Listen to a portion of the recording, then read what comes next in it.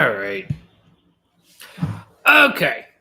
No, this is just you're gonna get morning Raja today, which includes a bathrobe because that's just what we're doing. That's the vibe. I'm literally still eating breakfast, so these are my eggs that I made. As a side note, I almost made a reaction video just for that FI video that the OP channel just posted because that shit was super real. That shit was super, super real. And I was very, very close to pivoting. But,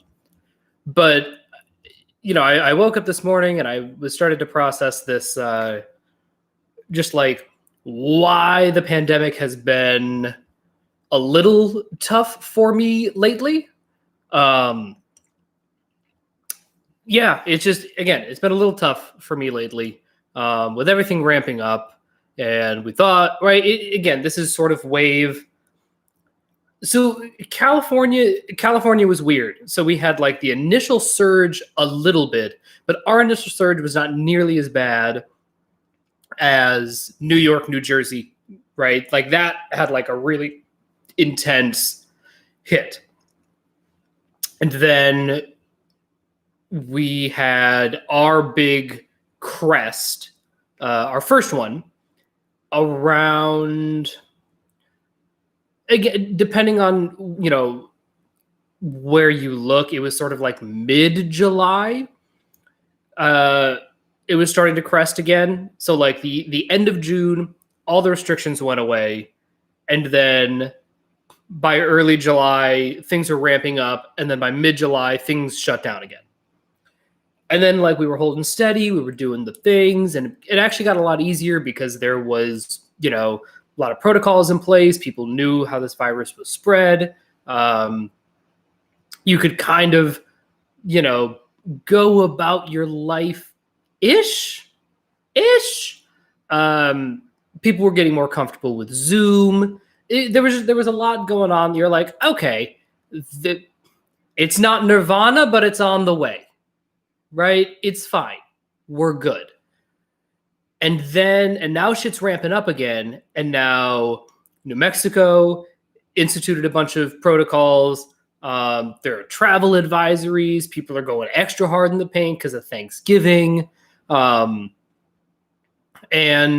at first, when all this was happening, I was thinking, I was like, man, this is really fucking with my OI. And let me be clear, of course it's fucking with my OI. My lead NI is not into this, right? It likes stability. It doesn't like change. It was like I got into a rhythm and now I'm off of that rhythm, and that's really stressful and difficult. But the more that I actually started to process it, the more that my real struggles and frustrations and where my energy feels really stuck is because of my savior play. And it's straight, like, okay, as I mentioned in all these videos, but I don't know when people watch these videos. So because I'm a glass lizard, so I'm an INTJ, I have lead NI at the top, but I have double activated savior play. So my masculine SE at the bottom of my function stack is double activated, which is why I have a lot of extroverted energy. I like doing things. I like making these videos, right? It's all okay. We need to cover that up a little bit. That's a little much. That's a little, I'm trying to stay at like a sensible Antonio Banderas level. Like I want that like 1995 Desperado look. That's what we're going for. That was a little too much. I apologize.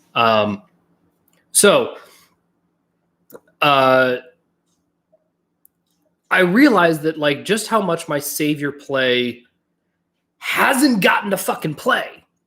And that's been like really, really hard for me now that we are 8 months in.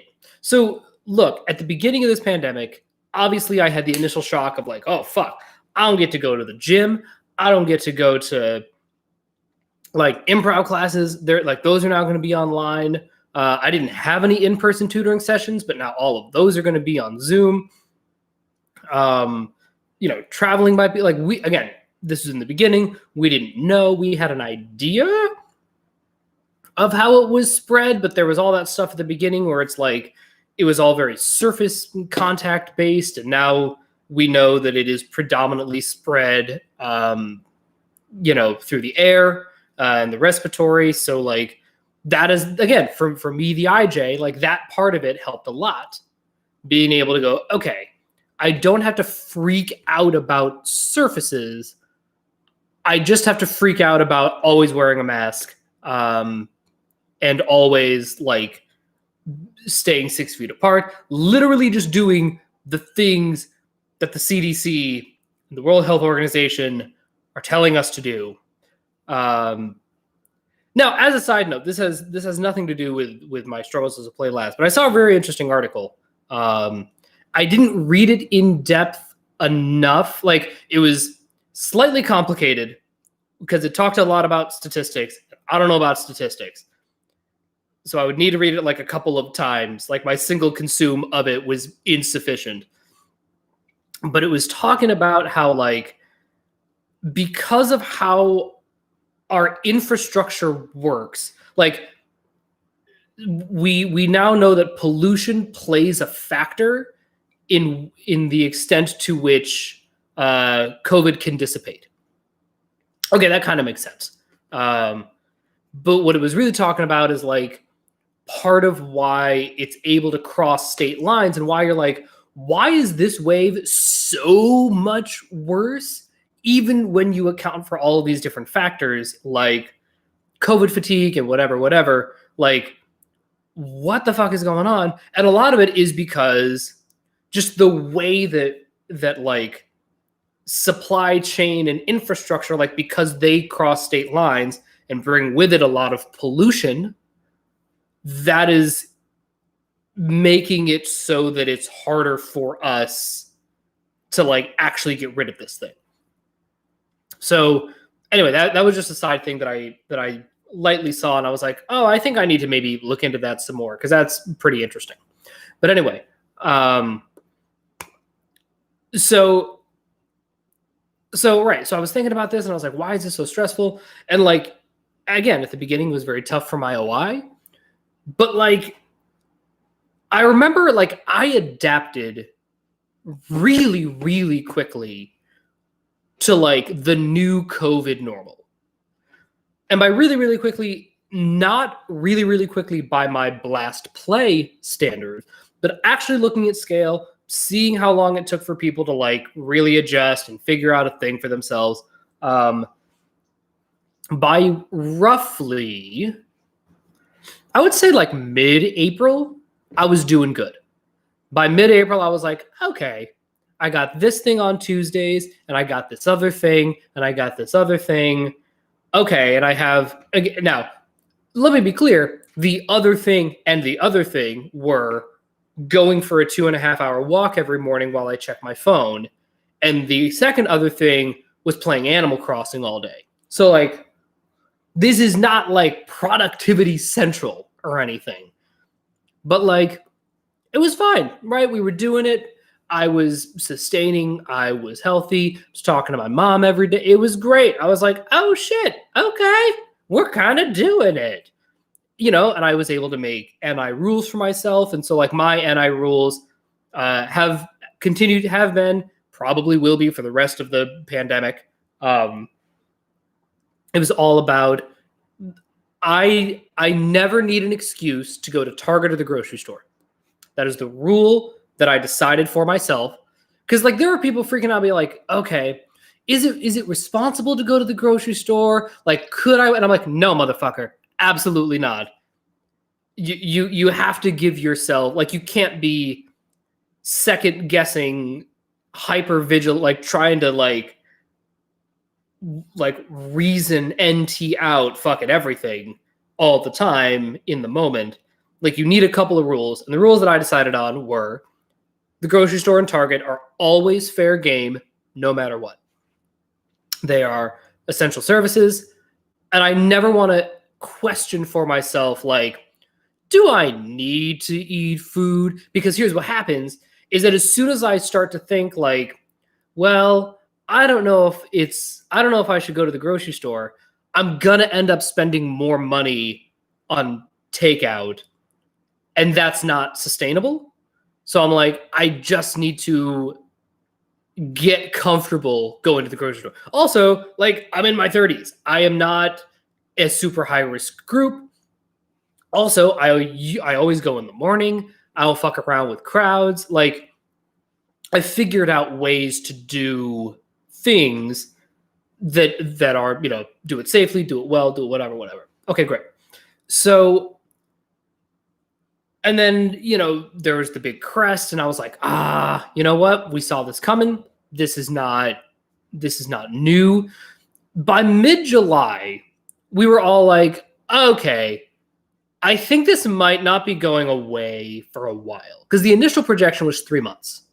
That was going to be 3 months of social distancing, 3 months of like, we do it and then it goes away and then we get back to normal. And that didn't happen. And then we're like, by July, we're like, I think this might be a longer thing. And then by the time September hit, we're like, oh, right. Yeah, no. The whole 18-month pandemic cycle, like, that is actually a thing. That's a legitimate thing. That's just how long things last. Great. And so I was able to mentally switch into like, okay, I need to do this for a year. And while my OI was super on board with it, boy, my savior play was having fucking none of it. And I think about like the stresses that I've been feeling lately, and like where am I stuck? Because I felt very stuck. Again, for a number of reasons, I felt very stuck. But in particular, I was like, okay, what's like in a tangible, sensory, day-to-day, mundane kind of way? Like, where are the kinks in the mundane hose? That's what I was really trying to process and figure out. And I realized that so much of it came down to my savior play. Because my savior play is TE and SE. I list TE first just because it's the savior. But yeah, so I'm TE-SE, double activated with masculine sensory. Okay, just to break down those parts for a second. Savior play in general is all about expending energy first. That's what it wants to do. It wants to let me give a burst of energy to solve the problem, to do the thing, and then on the back end, I will process it, right? So savior play wants to like try shit out with the tribe again, because you have the DE and the OE. Wants to try new shit, mix it up. Let's gather some shit. Let's play. Let's throw the ball back and forth. And then after we have thrown the ball back and forth and we did our basketball practice, now we're going to go home, right? Now I'm going to go home and now I'm going to watch the footage. Now I'm going to see like, man, when I try to go left, I'm just real shaky. And oh my God, my jump shot looks like that? No. Okay, great. So I make a list. I'm like, okay, I need to talk to the coach about like just being a little bit more ambidextrous, and also, going to the shooting coach and being like, listen, I don't know, I feel like something's not quite lining up the way it should. Can you take a look at this? I feel like I'm seeing some sloppiness. Is there anything that you can observe that you can tighten up? Great, right? And then I go back out, I expend the energy, and then I go process later. That's been my pattern for my whole life. And here's what's weird, and why, I debated what to call this video, because it seems like savior play should not have struggles. it just shouldn't have struggles because it just gets shit done. It just mows through fucking whatever. It's comfortable with chaos. It is, fine dancing in the rain, so to speak. And it's great at engaging other people. It's like, hey, let's gather. Let's do this. Let's do that. Let's play together. Let's throw the ball back and forth. Let's keep the wheels moving. That's a lot of play energy, and that gets shit done. Obviously, you pay for it if you don't process it. But like, if you're like, let's say you're an energy dominant type person, and you're like, and you have play and sleep in your top 3. Like, I get fucked off because I'm play last, so I'm like, I never want to do the processing. But if you have like play and sleep in your top 3, you're going to be kind of fine. You're like, yeah, no, this is like savior play with sleep third. Oh man, you fucking get shit done. It's crazy how much shit you can get done if you are play first and sleep third. In lots and lots of ways. It helps if you have blast. If you're not blast last, that can help. But being able to like lead with the play energy and take responsibility for sleep is just very, very good. It's very, very good. But I'm now thinking, like, now that we're on month 8 of this pandemic, it's like, okay, where am I feeling the struggles? And it's because all of the shit that I want to do, like at this point, I'm like, okay, I've been under the mountain. I did the consume sleep thing. Like, I did it. I don't want to keep doing it because I know, and again, this is where I would need to like actually talk to Dave and Shan about this in more of an in-depth way and not just like catching the videos and like our little correspondence here and there. But like, I am firmly of the belief that your saviors are not the devil. The saviors, like, I think of saviors as carbs, because the reality is we need carbohydrates to function. We just do. The problem is when our only carbohydrate is candy bars. That's where right, and that's where people are like, carbs are bad. No, fuck you. Carbs are great. We need them to survive, literally. But it depends on like what kind of carbs. How much carbs are you eating? That's right. Again, that's where people get screwed up. And so that's how I sort of see our saviors. That it's like, no. Our body like physically needs whatever our savior functions and our savior animals are. I have a need to do play. And it's the whole reason I make these fucking videos. It's why I do the videos live and not pre-recorded. Doing them pre-recorded stresses me the fuck out. It is not fun. It is extremely draining. But like, as soon as I can see, like right now, there are 4 people watching. Hello, 4 people watching. You are the reason that this video is easy for me to make. I don't need 1 million fucking people watching, but knowing that there are 4, that makes my life infinitely easier. Infinitely easier. And I'm realizing that for the savior plays, there is an element, I think of play energy as being very driven by the OE. And a lot of that is like my own bias because I have OE last. So like, of course, I'm going to see planes play. Of course, I'm going to see play energy through my demon function. Like, that makes sense. The middle function part of play, I'm going to care less about. Cool. But I'm now really starting to see where the tribe element of play energy comes in. And that's definitely 100% what I am missing. It's tough. It's really, really tough because so if you're savior DE, right?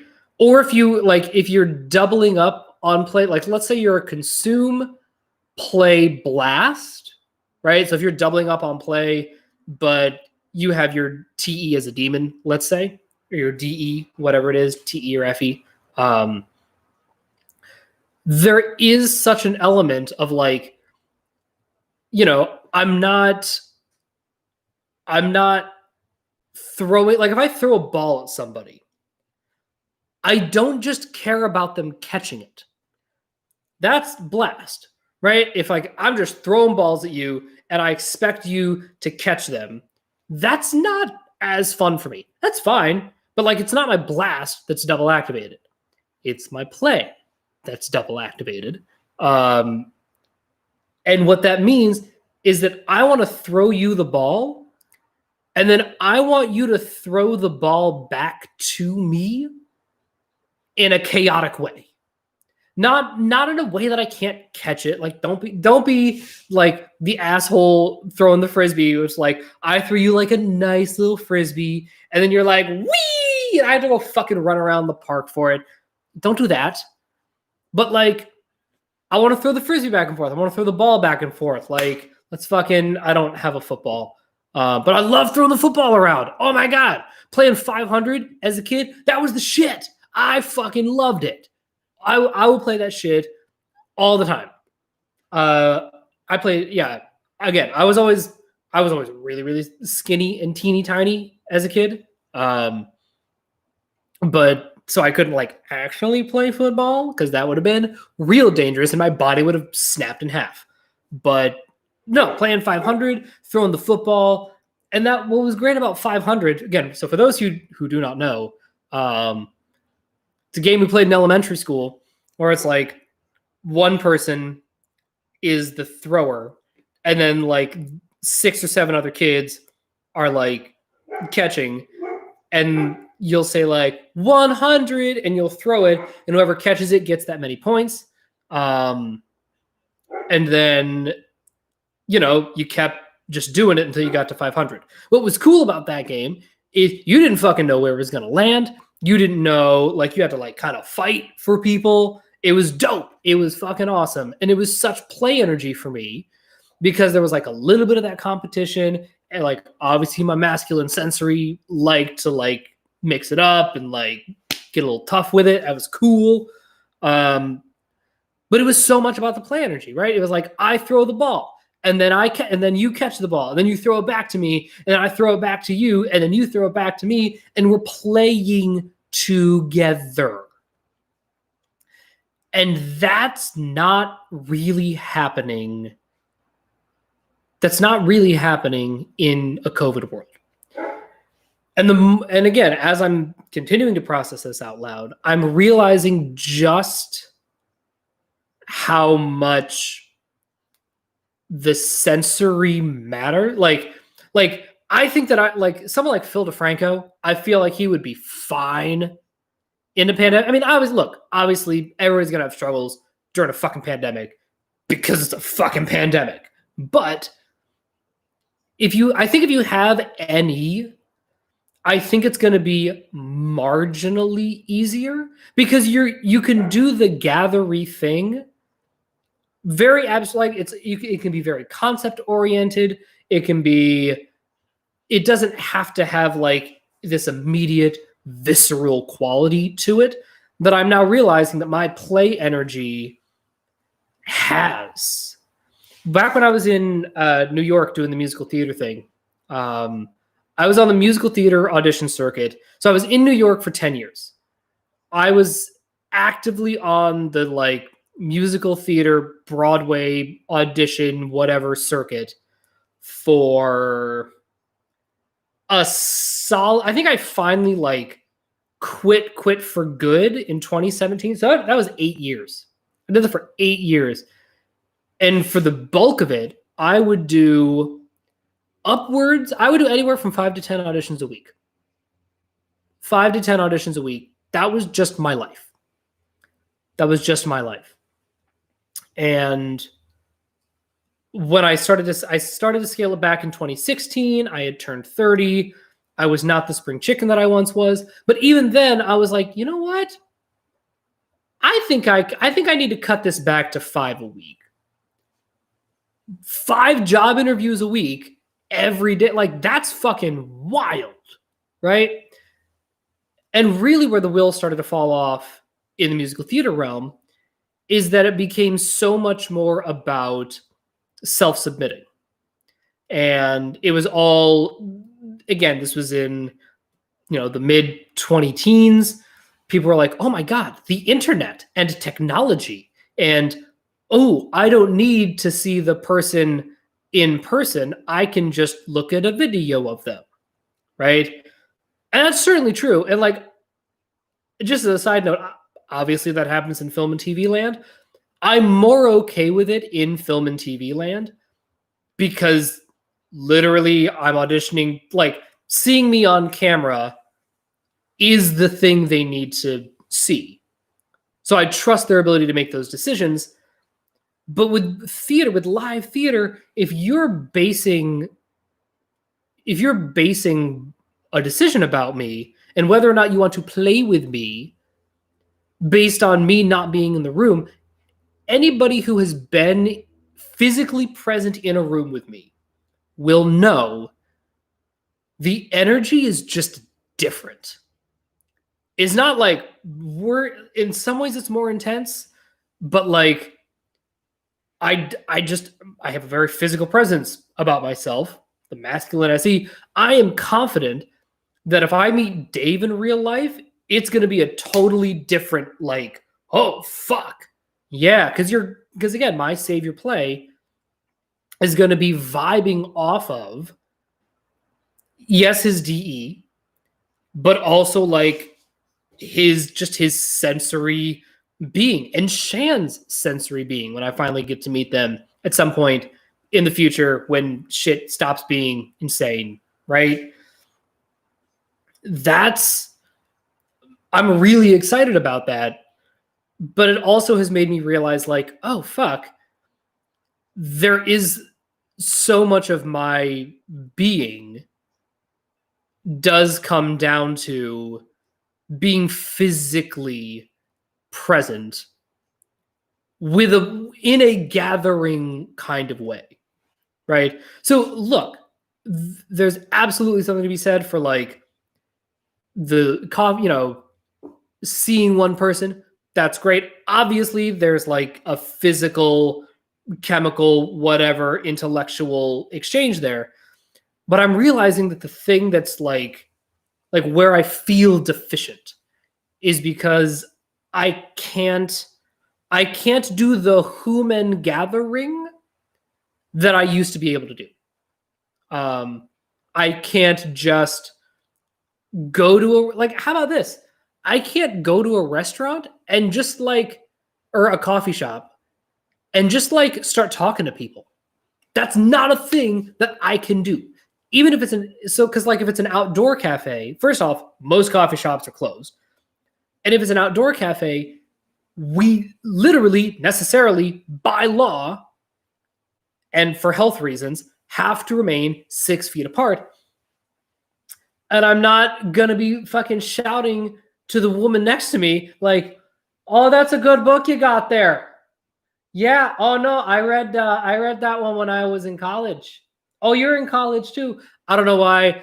For whatever reason, it just felt really right to go to a Midwestern accent for that one. I don't know, because the Midwesterners, they're so nice. They're so nice, and they say "op" a lot.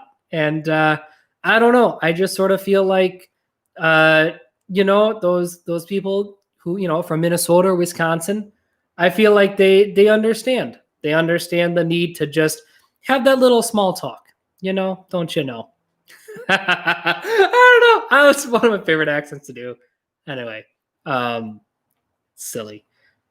But that's the sort of thing that my play energy wants to do, man.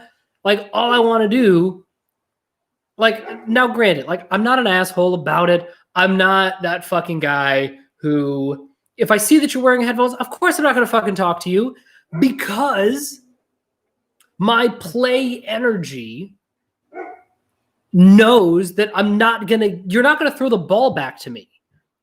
It is not in my play energy's best interest to try to engage you. And that's what fucking blows my mind when, if you're sitting on an airplane, you have headphones in, somebody's fucking trying to talk to you, and you're like, dude, I know what you want to do. I can't give you what you want. You're not gonna get through. Stop. Just stop. God damn. And then I feel like an asshole because my savior play is like, I should want to play. Like, why? Like, now why you got to make me be an asshole? See, you're, whatever. Anyway, I don't do that. But there are so many little random, beautiful, chaotic little moments with other people that so infrequently happen. Yesterday I was out for my walk, and I saw a woman walking down the street with a big, like, Dia de los Muertos type skull. And as a New Mexican, I was like, yo, that's the shit. And she didn't have headphones in. And I was like, okay, this is an appropriate time to throw a ball, an energetic ball, at another human. And so I went straight ST play, and I was like, that skull is awesome. And she was like, thank you. Because apparently she'd been walking around with it and nobody had said anything to her. And she was like, thank you. The person I'm getting it for, I hope they like it too. And I was like, is it styrofoam? Again, I threw the ball to her, and then she threw the ball back. And now I'm like, okay, now we can have a little ball throwing exchange. And I was like, is it styrofoam? Is it like, what is it? It's so cool. And she was like, no, it's not styrofoam. It's some sort of like plaster cast thing that got painted. And I was like, well, it is so fucking awesome. I love it. And she was like, thank you so much. And I was like, have a great rest of your day. And here's what she said. She said, you too. You know what? Have a great life. I was like, thanks. Great lives. And then we just went away. And it was amazing. It was one of the best post-COVID interactions I've ever had, because that kind of interaction feels incredibly normal to savior play. It's just the little bit of like human gathering of like random human on the street. Oh, who's another human on the street? Oh, this, random person emailed me, or here's a new Facebook friend that I'm following, And again, this is where my play it is also starting to feel a little bit stifled. Weirdly, so I remember when I was growing up, being on the internet, it was all about play energy. There was so much. Sorry, I need to get some cafe. It was all about, doing, whether you're on a message board or you're even just like using email for work or educational purposes. Like, I don't know if, I don't want to say you youngins, because like I'm only in my mid-30s, but like, so I have been like actively on the internet since the early 90s. In fact, the reason I know, this is a totally separate, I've mentioned this story before. It's my favorite anecdote, so fuck you. I'm going to tell it again. In 1995 is when the internet changed for good, because that's when AOL integrated a web browser into AOL. Before you had to you had AOL for the chat rooms and all of their, digesty stuff. But to actually get on the internet, you had to go to like Netscape and like have a separate web browser. Then AOL integrated it, and the rest is history. But like, it was so much about, I distinctly remember going from not using email to using email. Like, the first few years, honestly, even it wasn't really until the early 2000s that, like, I always felt comfortable using email.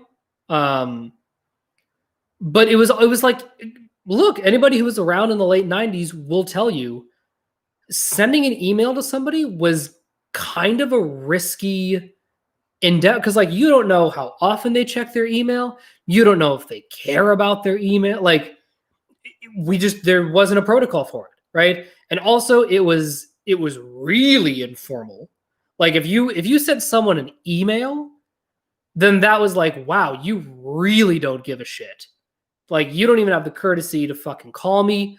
Or better yet, how about, we just see each other in person and have a face-to-face. You send me a fucking email telling me this thing you want to tell me? Wow, this must really not be important to you, right?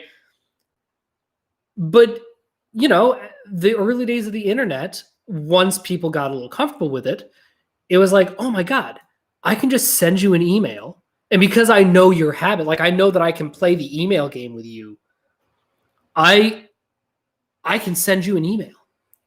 And then you can send one back to me. And we don't even have to, like, this is like chess by mail on crack. Oh my God, this is amazing. And that felt like what a lot of the early days of the internet were, up until 2012. Because 2012, that's when, Facebook went public. That's when it became about ads and revenue. And that's where the engagement stopped. And to really sort of bring everything around, God damn it, to really bring everything around, what I'm now able to process 37 minutes into this goddamn video is the fact that the internet isn't a play machine, it's a blast and consume. It isn't about play. It isn't actually about engaging. And that's hard for somebody who is savior play and can't do play in a non-digital way because it is literally unhealthy and unsafe to do so. Like, it is right. It's not safe. And it's really been me being like, well, no, I want to do the human gather thing. I want to gather with other humans. I want to play with other humans. But the way that much of the internet works now is that it isn't really set up for that. I think that our little corner of the internet and the OP Facebook group, that's like a weird little bastion of the internet where there actually is play energy happening and people going back and forth and talking about things and discussing things, whatever. But in lots of my other groups that I'm in, it's all about like, let me show you this thing that I collected, or hey guys, I made a new gaming video, subscribe to my Twitch stream. And it really is just, it's a lot of blast and a lot of consume. And it's just blast and consume on crack all the time, which makes sense. We do live in the information age. Those are the two information animals. I get it. But it makes it hard, I think, for us savior play people, especially for those of us with SE, because you're like, how am I supposed to do the play thing if the only medium that I'm allowed to use, again, when I say allowed, I don't mean it in the like savior demon sense. I mean it in the actual medical, literal, legal sense. Like, how am I supposed to do this? And so that, I don't know. I wanted to put that out there for those of you struggling with savior play right now. Know that you are not alone. You know what? I'm really tempted to just take off the bathrobe entirely and do the last 2 minutes of this video shirtless. I think I'm just going to leave it the way that it is for now because I'm very comfortable. But this bathrobe is feeling extra spicy today, and I don't know that I'm here for it. Anyway, know that you're not alone. And I think that it's worth considering how internet engagement has changed. Because I know that a lot of my cohort, a lot of people that I'm around, we grew up with a very, very different internet than the one that exists today. And I think that we would be remiss to not acknowledge that. I think we have to acknowledge that so many corners of the internet are not about actually engaging. It's anytime, like even the posts that are like create user engagement. First of all, you're a fucking algorithm. Like that's just NT bullshit. That's not a real thing. Because any call to action, engage the community, Dion's Pizza, best pizza in the world. It's a lot. Outside of Italy and Providence. Side note. Okay, this is a random side note. Best Italian food in the world, and it's not close, is in Providence, Rhode Island. For reasons that I hope are obvious, but the Italian food in Providence, it fucking can't be beat. Cannot be beat. If you want like the most legit Italian food, Providence, Rhode Island. Anyway, what was I talking about? I was talking about pizza. I'm talking about Play Energy. Fucking lost my train of thought. Hang on. We're talking about, what the fuck was I talking about? God damn it. Oh right, we grew up with a very different internet, and the engagement. Dion's Pizza, there it is. Dion's Pizza. They're a local pizza chain. Started in New Mexico. They've expanded to a couple of different places. It's as good as pizza gets. I follow them on social media because I like the reminder of home. I like looking at the pizza. I like thinking about when I'm going to get to go there to eat the food. It's great, right? It's a whole thing. They have these posts that at the end, they're like, how are you celebrating this Thanksgiving with Dion's? Right? They don't give a fuck. The person posting, they do not care. That's not a real question. That is a question that is engineered to get people to fake engage. And now I'm going on an observer rant, but it's important. It gets into fake engage in a like, I'm getting pepperoni pizza. Well, I'm getting the chicken pizza. I like the Duke City. I like the Santorini. Shut the fuck up. Who are you talking to? Nobody cares. Nobody is throwing the ball back to you. You are blasting into a void and no one's throwing it back to you. What are you doing? And look, if it makes you feel connected to like shout into the void and then run off and do something else, great. Happen. Like you're using social media. And again, I say the internet. I think that the internet and social media are now functionally synonymous. And I say that not because I'm in a social media bubble, but even when you try to get like, it really does feel like all roads lead back to the socials, right? Facebook, Twitter, Instagram.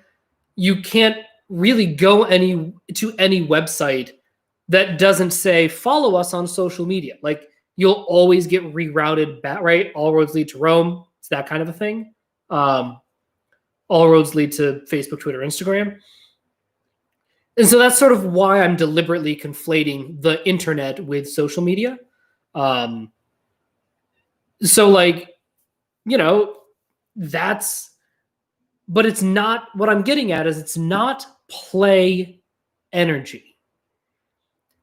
Posting a comment on an Instagram page, that you're never of like a celebrity who's never going to respond. Statistically speaking, the odds of them responding are just basically nothing, given the volume of people who comment. If you do get a response, there's a 1 in 15 chance that it's actually the person responding. The vast majority of the time, it is their publicity team. Even for like the smaller people who have verified accounts, like they have social media managers. This is not like it's a very real job that a lot of people have. So like, yes, you're talking to a human, but like, it's not like I had a friend who, so she's a redhead, and for Halloween one time, she dressed as Unbreakable Kimmy Schmidt, right? Netflix show. Great. And she posted it on social media. And then the person who reached out was like, hey, we saw your post. We want to send you swag. Can you post the swag on social media? Great, fine. So yes, there was some kind of human interaction, but it wasn't like Ellie Kemper was like, oh my God, I saw your thing. I talked to the marketing team. They want to send you some swag. There's a difference, right? And I bring up that dumb celebrity example because I think, unfortunately, right now for us, I think that vibe trickles down in a really, really pronounced way.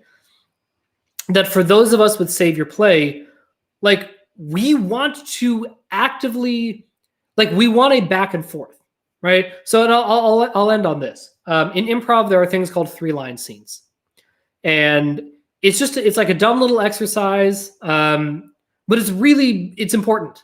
It's one of my favorite exercises to do. I've seen people do it a lot with beginners. I've seen very, very expert people use 3-line scenes as a warm-up. What it is you have person A, person B, and then person A says the first line, person B says the second line, person C says the third line. Great. Very, very simple. And what it's sort of building that play muscle. And it's something that I've always been very, very good at, because the rule in improv, the reason, so if you see like, master improv, like they can pull up a random audience member who's never done improv before and make a great scene. And the reason they can do that is because they have so much play energy. And the rule in improv is make the last thing your scene partner said important. That's it. That's just how conversations work, right? It's, I say a thing, right? So if I'm like, I really appreciate you making me coffee today, right? Your only job as an improviser / using play energy is just you didn't know what I was going to say, but your job is in the moment to make that important. So you might say something like, listen, after the night we had last night, it was the least I could do, right? You have made my comment about thanking you for making coffee important, right? Then person A, who has now heard, listen, after what we did last night, it's the least I could do. That is an opportunity for me to set up a premise. I would be like, yeah, I definitely learned some things about your sexual energy that I was not expecting to learn. And now you can have a scene from there, right? Ha-cha-cha. It's funny. It's whatever, right? That's play energy. And I didn't mean for this to get into observer rant territory, but I think it's worth noting that a lot of the ways in which we communicate now with digital media are not particularly play energy friendly. And so I encourage all of you with play energy, those of you working on your play energy, recognize the strengths and limitations of digital communication, because it's not engagement in a play energy kind of way. And the biggest thing that I'm really processing in this next chunk of the pandemic is like, oh, right, I'm not going to get my play energy boost from the internet. And if I can't get it from the internet and I can't get it in person, then I need another option. So that's what I'm going to be working on. If you have thoughts, ideas, I would very much love to hear them. Especially those of you with Save Your Play who are struggling right now. I love you and I see you. All right. Thank you for hanging out with me and my bathrobe that's just feeling way too sexy for its own goddamn good. Have a wonderful rest of your day, guys. Bye.